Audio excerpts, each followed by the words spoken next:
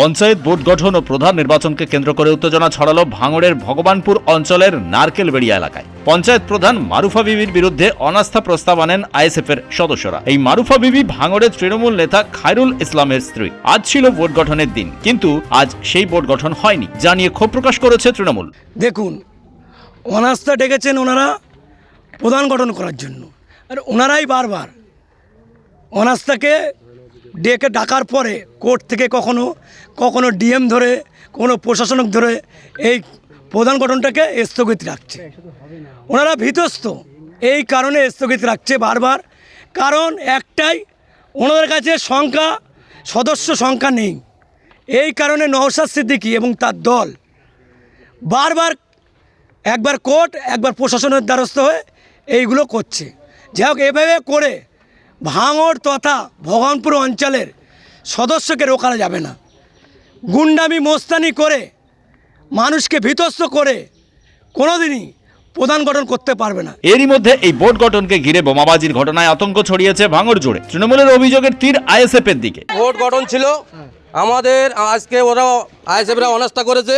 অনাস্থা করলে আজকে ডেট হয়। আজকে ডেট হলে আমরা যত দিকেই 11:85 আমরা পৌঁছে যাই। পৌঁছে যাওয়ার পরে ওখানকার আধিকারিকরা, বিডিওর আধিকারিক এবং পঞ্চায়েতের আধিকারিকরা ওরা বলল যে কোর্ট থেকে একটা নোটিশ এসছে, সেই নোটিশ বাবদে আমাদের এখানে প্রধান গঠন হচ্ছে না।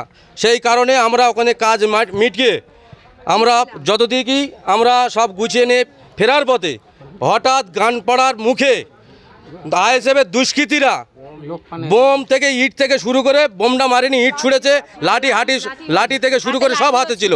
তার পূর্ব হচ্ছে আমাদের মহিলা সদস্য আছে, ওরা জোর করে এখন করে নেবে বলে ঘুরছে।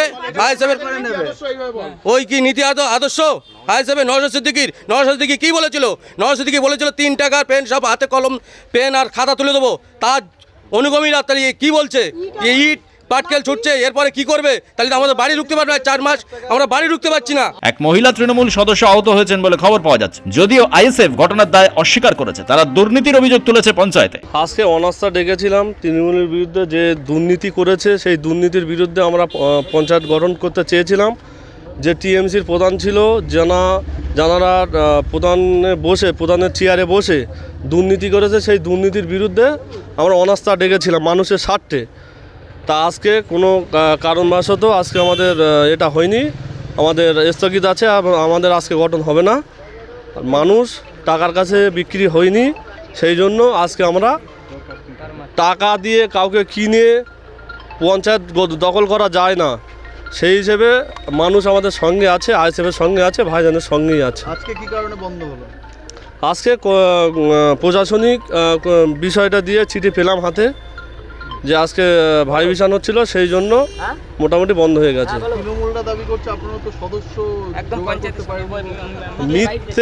মিথ্যে অভিযোগ দিয়ে, মিথ্যে কথা বলে মানুষকে চিটিংবাজি, জোর চুরি এইসব শিখে তো এখানে এসছে। তারা তো বলবে, তারা চুরি করে করে মোটামুটি এই পর্যন্ত এসছে, ওনারা বলবে। ঘটনাস্থলে পুলিশ মোতায়েন করা হয়েছে। ব্যুরো রিপোর্ট, পূবের কলম ডিজিটাল।